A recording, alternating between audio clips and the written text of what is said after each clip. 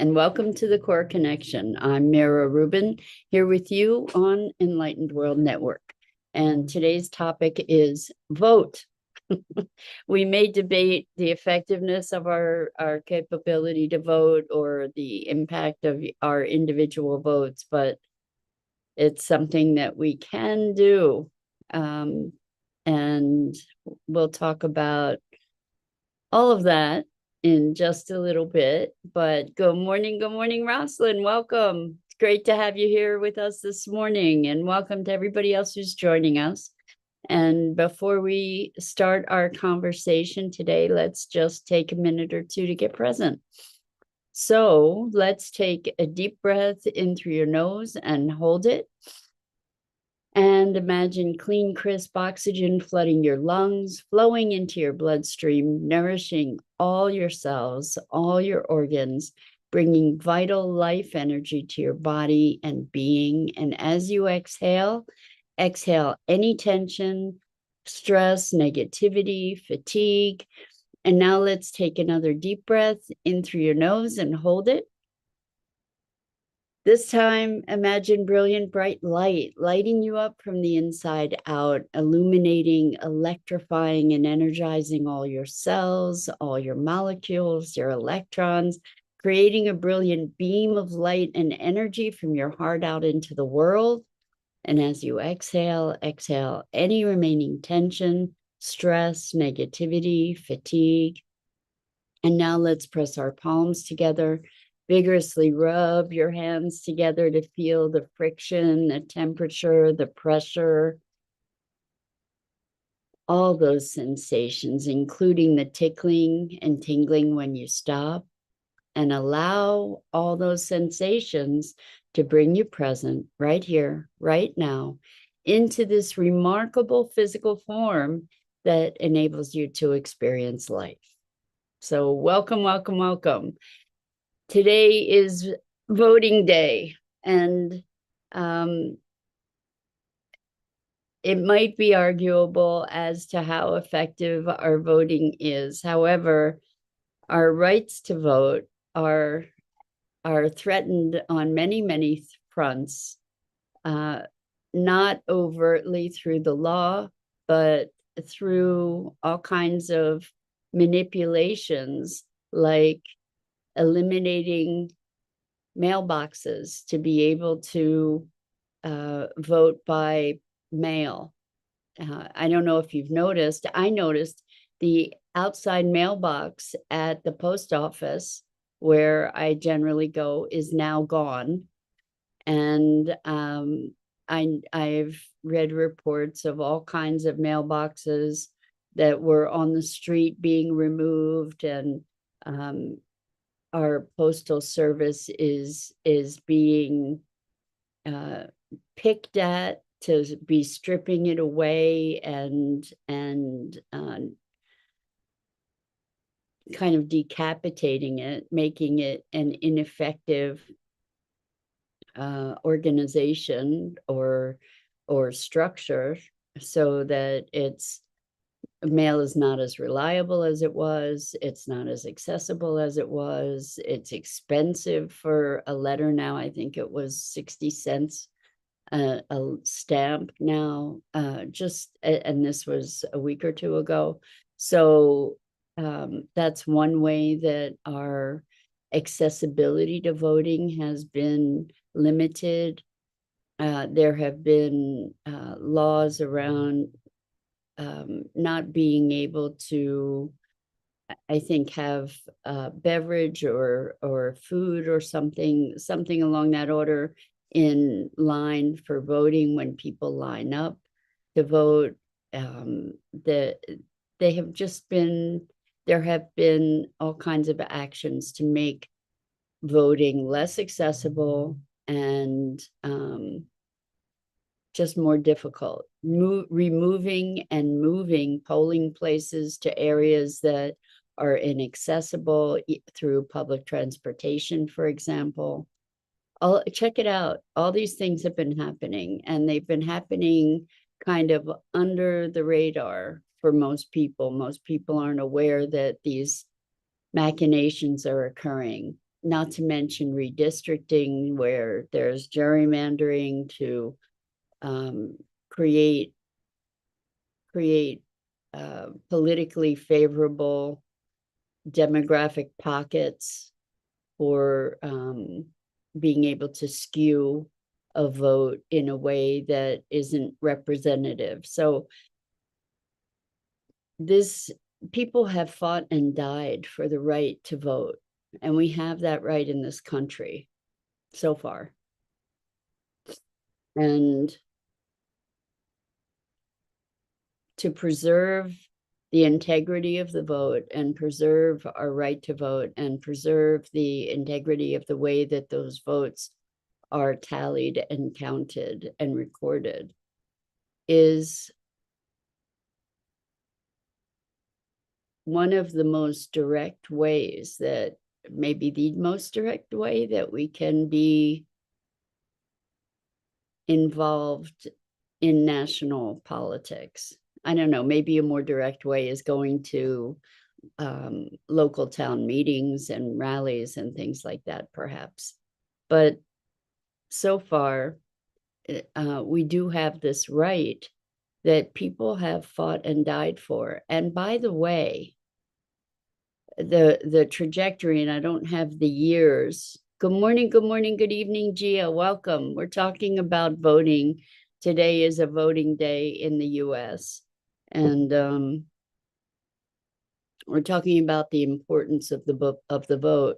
But you may not be aware, and I'm gonna probably just butcher this, but the I don't know the years, but the progression of voting rights in this country was, first, the voting rights were for white men.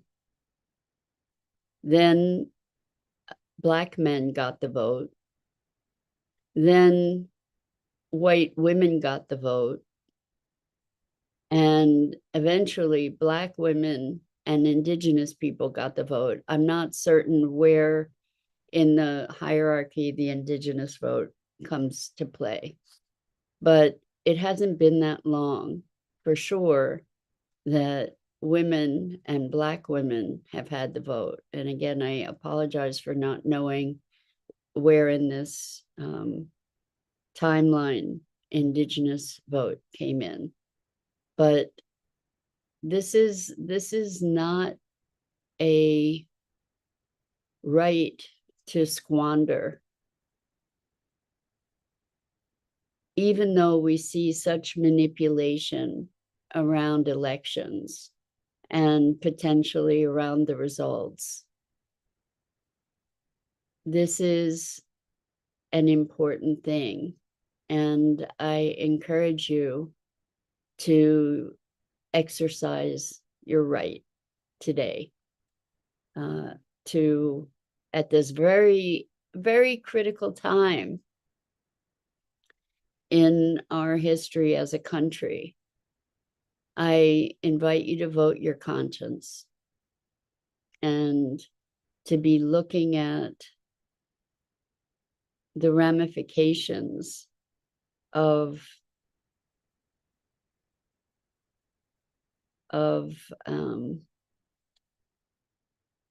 our action or inaction. And you may think your vote doesn't make a difference. You may think that it's all a rigged game anyway, and that may be true. It may be true. And I think we still get to vote. So, and I don't know about you, but I can say that for me, for most elections, and this is an unfortunate thing, and that's maybe why we should become more engaged locally in our local politics and our local communities and local governance, is that most often I find that my vote is not for someone, but against someone, to choose the lesser of two or multiple evils, unfortunately. And we play this strategy game too, to say, well, if I were going to vote for somebody, it would be this other person, but they don't have a chance of winning. So I need to vote against this other person in a way that's going to have an impact. And it's really interesting. There are some countries, and I can't name them, of course, but uh, there are some countries that have sort of a multiple choice ballot. And I think with the craziness that we see with the Electoral College in this country, and how the Electoral College has determined the winning president despite the discrepancy in popular votes. The popular vote hasn't won for a number of elections, by the way, which is also an interesting thing. The Electoral College, to my understanding, was originally set up to protect the interests of the intelligent people who didn't believe in the intelligence or the right of lesser, quote unquote, lesser people to determine the fate of the country. So our votes are not equal as things are set up. What happens is that there's a popular vote within each state, and then based on that popular vote, electoral college votes are assigned. And so it's not a direct representation of the people, and that's set up deliberately. Do a little research about that, and you'll see that the elite who were running the country didn't believe that the populace had the intelligence and therefore should not have the right to be swaying the future of the country. It's a very, very fraught and divisive kind of history. So Rosalind says, voting with our dollars. I love this, Rosalind. That's another, I really appreciate you bringing this aspect into the conversation. So voting with our dollars, choosing products that are less harmful for the environment. It's less expensive to eat fast food compared to buying fresh produce. So it's true, putting our money where our mouth is in a very literal way, right? Voting with our dollars to choose healthful food and healthful products. And unfortunately, it's often more expensive for us to do that. Also voting with our dollars in terms of the kinds of things we support. And this goes into a conversation around our investments, because many of us are invested in stocks or bonds or cryptocurrency or options or commodities, and we tend to invest in things that are going to provide us with stability or the greatest returns. Maybe we're in a mutual fund or multiple mutual funds or ETFs, but the thing that we don't necessarily all consider is the ramifications of those investments. Even the credit cards that we use or the banks that we choose. This is also a way that we can vote with our money, vote with our dollars, is by looking at what are the investments that your bank has. So many of us who are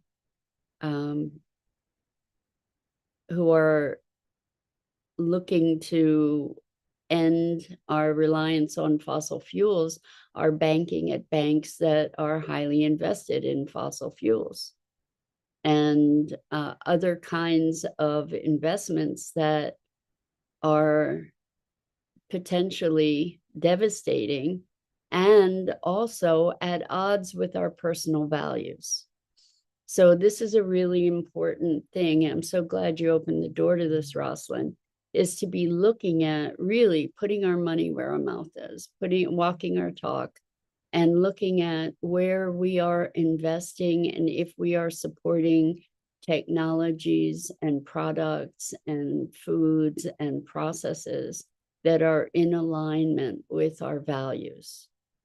And it requires a greater diligence, to be looking at, are we investing in companies whose labor policies are in alignment with our vision? Are we investing in companies that use child labor in foreign countries, for example, to make clothing, or to be mining minerals that are being used in certain technologies?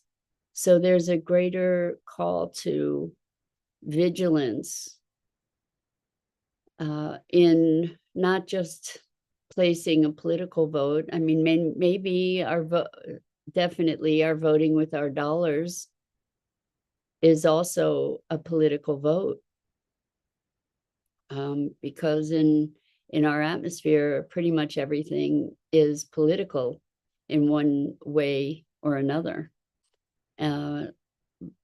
To look at where we donate money, to look at where we literally invest money for returns. So many of the banks have had predatory practices, predatory lending practices, creating the whole housing crisis, the banking crisis. And how about if we look at those companies? Look at those companies to determine, are these organizations that we want to support with our dollars or whatever currency we have? Are these the organizations that we want to support? Can we call upon them to divest themselves of certain investments or certain practices that they engage in? Can we call them to account? So there are so many fronts on which we literally can make our voices heard, on which we can vote.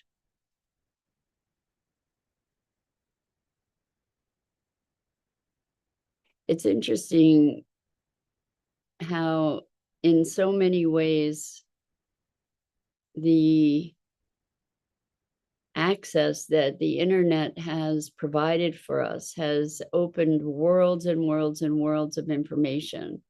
And also, as I've grown up, I'm noticing still an ever increasing requirement that we become our own experts in pretty much everything. That we live in a culture of buyer beware, but also that everything is possible and everything is accessible, and therefore we're more accountable and responsible for knowing a multitude of different things, knowing about our taxes, having to know enough to be able to find an expert that is trustworthy, knowing more about our investments, knowing about the ingredients of the products we buy, knowing about the origins of certain of products that we buy, knowing about energy efficiency, knowing about so much, knowing about nutrition, knowing about, being able to research our own medical care. And it's fascinating how this gift of access to information has created such an abundance of information and responsibility that we can easily feel overwhelmed, right? I mean, we can find information about everything, which is awesome. It's awesome that we can, but then because there is such a tremendous abundance of this information, we need to vet it because we don't know what is true and what's not true, or what is beneficial or what is harmful, because we find so many contradictory messages. So I guess another way that we vote is with our actions and our conversation. We can perpetuate conversations when we hear conversations that are perpetuating racism, sexism, supremacism. We can say nothing, we can do nothing, or we can vote with our voice and our actions. And there may be situations where it's physically dangerous to do so, in which case it may be recommended to find another path of action or intervention, or not. I guess that's a very deeply personal choice. But in a certain way, we're voting all the time. And we can be thinking about that as choosing. We're choosing how we're going to interact with others. We're choosing how we're going to face the day. We're choosing how we're going to engage with the world and its challenges. So all of that to say, our voice matters, and we have the capability and right and responsibility, I think, to engage, to speak up, to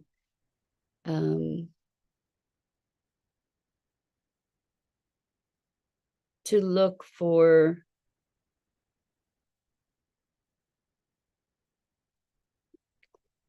ways of connection. And it keeps coming back to presence and connection, doesn't it? Pretty much all the way around. And we have a lot of systems that are set up where we can peacefully make our voices heard.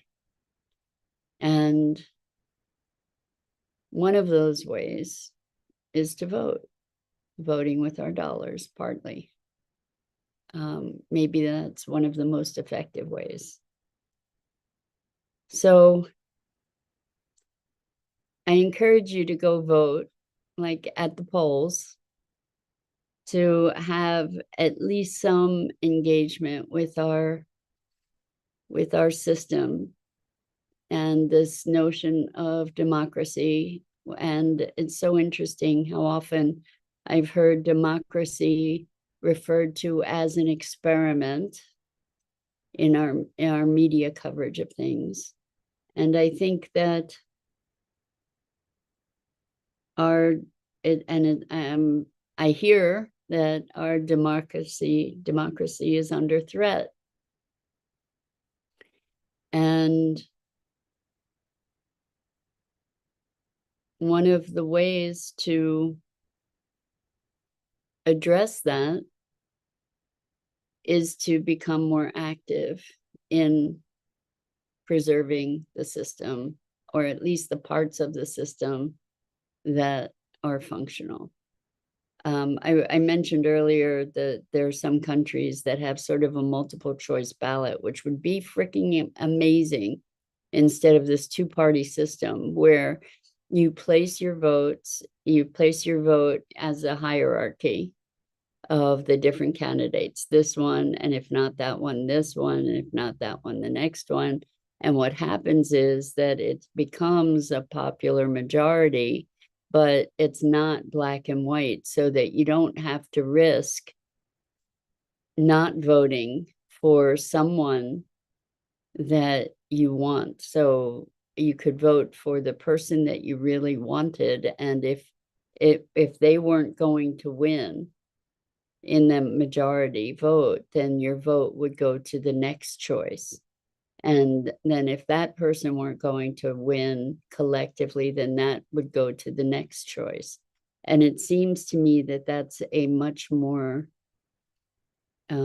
functional kind of system than this black and white thing where we get caught in making a polarized choice that is often not reflective of our truer intentions or desires. So Rosalind says, go into your local city council meeting or board of supervisor meetings to see what issues are in your area. I think that's a great idea.